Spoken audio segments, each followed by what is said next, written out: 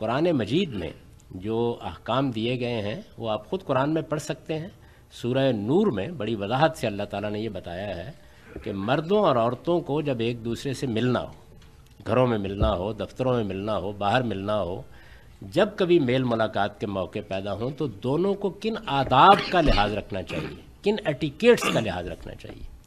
यानी कुरान मजीद ने जो बात कही है उसके लिए सही तरीन लफ्ज़ यही है। कुछ एटिकेट्स बताए गए हैं, आदाब बताए गए हैं।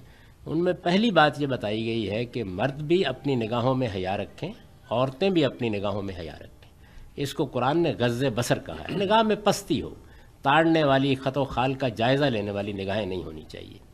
मर्दों को भी यही कहा है, औरतों को भी यही कहा है। दूसरी बात ये कही है कि चूँकि जैसे मैंने अभी आपको बताया कि हमारे दीन में मियाँ बीवी के सिवा जिनसी ताल्लुकात की कोई गुंजाइश नहीं है।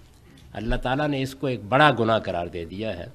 तो इसलिए दोनों अपनी शर्मगाहों की हिफाजत करें। यानी मिलने मिलाने का ये नतीजा नहीं होना चाहिए कि बात वहाँ तक पहुँच जाए।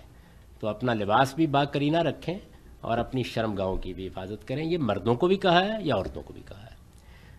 दो बातें ये है। इसके बाद दो बातें वो सिर्फ़ औरतों को कही हैं और वो औरतों ही को कही जा सकती थी। एक ये फरमाया है कि औरतों का सीना भी उनकी शर्मगाह होता है, इसलिए उसको भी वो अच्छी तरह ढांप के रखें।